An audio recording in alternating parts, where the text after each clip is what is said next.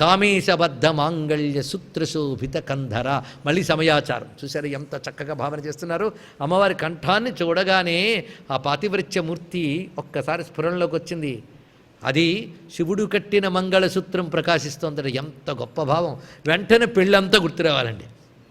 స్వామి మంగళసూత్రం కట్టడం, అది అక్కడ మెరిసిపోవడం, ఆ మంగళసూత్రపు శోభ అనేక మార్లు మనం తెలుసుకున్నాం. ఆ మంగళసూత్రంలో ముప్పేటలు, ఒక్కొక్క దాంట్లో 9 సూత్రములు చెప్పున్న కట్టి ఉంచేట. 27 నక్షత్ర సంఖ్యగా 27 సూత్రములు. ఎవరి ఆయువైనా 27 నక్షత్రముల లోపలే ఉంటుంది. ఆ సంఖ్యగా పెట్టి ఉంచారు మంగళసూత్రము యొక్క ఆ పేనిన తాడు. అలా 27 నక్షత్రములు అంటే సంపూర్ణమైనటువంటి కాల సంఖ్య. ఈ కాలమంతా కూడా 5వ తనం మాంగళ్యం ఉండడం కోసం సంకేతంగా చూపిస్తున్నారు ఇక్కడ. అలాంటి అందమైన మంగళసూత్రం, శివుడు కట్టిన మంగళసూత్రం. ఆయన కట్టాడు కనుకే గట్టిగా ఉంది, లేదా ఇది గట్టిగా ఉంది కనుక ఆయన గట్టిగా ఉన్నట్ట. ఏదైనా పర్వాలేదు, అనేక మార్లు చెప్పుకున్నది ఇప్పుడు స్మరించుకోవచ్చు. మృంగడివాడు విభుండని మృంగడిదియు గరళమనియు మేలని ప్రజకును మృంగుమని సర్వమంగళ మంగళసూత్రమునెంత మది నమ్మినదో. మొత్తానికి మృత్యుంజయుడికి పత్ని అయ్యింది కనుకనే మంగళసూత్రం గట్టిగా ఉంది. కాదండి, మా అమ్మ మంగళసూత్రం గట్టిగా ఉంది కనుకనే ఆయన మృత్యుంజయుడు అయ్యాడండి. ఇది అయ్యవారి వైపు వాళ్ళ మాట మొదటిది, అమ్మవారి వైపు వాళ్ళ మాట రెండవది.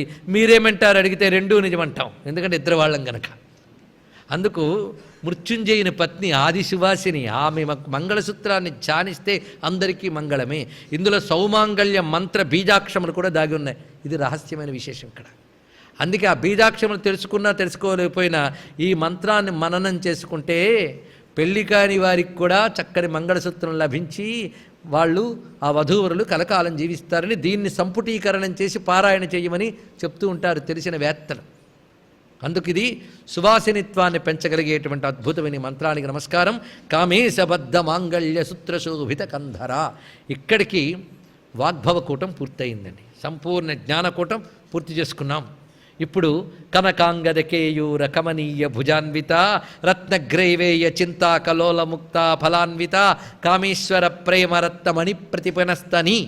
ఇప్పటి వరకు అమ్మవారి అలంకారములతో కూడినటువంటి భుజముల నుంచి వర్ణన చూపిస్తున్నారు. ఇప్పుడు మనం కామరాజకూటంలోకి ప్రవేశిస్తున్నాం. కనక అంగద కేయూర కమనీయ భుజాన్విత. అంగదములు అంటే చేతులకు పెట్టుకున్న ఆభరణములు, కేయూరములు అంటే భుజానికి పెట్టుకున్నవి. అంగదముల నుంచి కేయూరములకు వర్ణించారంటే మొత్తం చేతినంతటిని.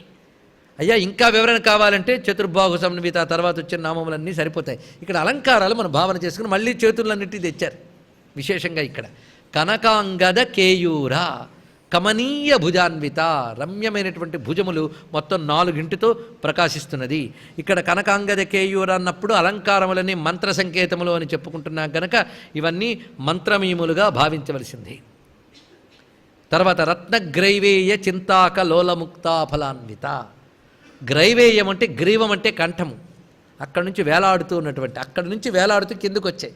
అదే కంఠము నుంచి వేలాడుతూ కిందికి వచ్చినటువంటి గ్రీవము నుంచి వేలాడుతూ వచ్చిన ఆభరణములు గ్రైవేయములు, కంఠాభరణములు. అవి రత్నములతో కూడి ఉన్నాయి. అవి రకరకాల ఆభరణములండి. ఒకటి చింతాకము, ఒకటి లోలముక్త. ఇవి ఎన్ని రకాలైనా భావించవచ్చు వారి వారి దర్శన భాగ్యములు బట్టి. ముత్యాలు వేలాడుతూ ఉన్నటువంటి ఆభరణములు కొన్ని.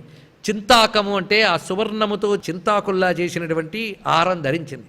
బోలుడి కంఠాభరణాలు అమ్మ నుంచి ప్రకాశిస్తున్నాయి. అవి సువర్ణమయమైనటువంటివి. అయితే ఇన్ని ప్రకాశిస్తూ ఉంటే చింతాక లోలముక్త ఇవే చెప్పడమా? మనం కొంచెం ఆలోచన చేయవలసినవి ఎన్నో ఉన్నాయి. ఇందులో భావన చేద్దాం. జపం చేసేటప్పుడు పనిచేసేది ఏమిటి? శబ్దమేగా. అది సరిగ్గా గ్రైవేయమేగా. అంటే కంఠం నుంచే కదా పలుకులు వస్తున్నాయి. కానీ గ్రీవ సంబంధమైనది గ్రైవేయం.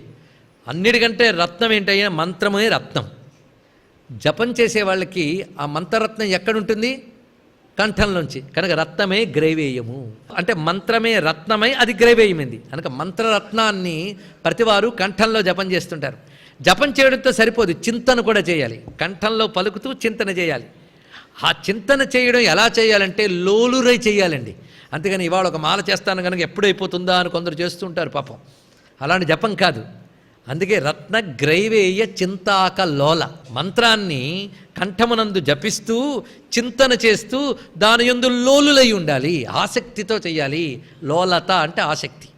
అందుకు కంఠమునందు మంత్రాన్ని జపిస్తూ చింతన చేస్తూ, మంత్రాన్ని చింతన చేస్తే ఫలితం ఎక్కువండి. అలాగ లోలురై చేయాలి. అలాగ చేస్తే వాళ్ళకి ఆవిడ ఎలాంటి ఫలం ఇస్తుందంటే ముక్తాఫలం ఇస్తుందట. ముక్తాఫలం అంటే మోక్షం అనే ఫలం ఇస్తున్నది. ఇది దీని యొక్క భావం అండి.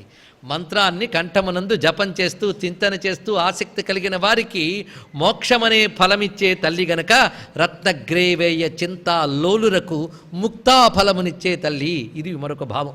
చింతాక అనడంలో అసలు అర్థం ఏంటంటే చింతామణులనబడే రత్నములు పొదిగినటువంటి ఆభరణం. ఏది చింతిస్తే అది ఇవ్వగలిగే మంత్రరాశి. అమ్మవారి ఆభరణములన్నీ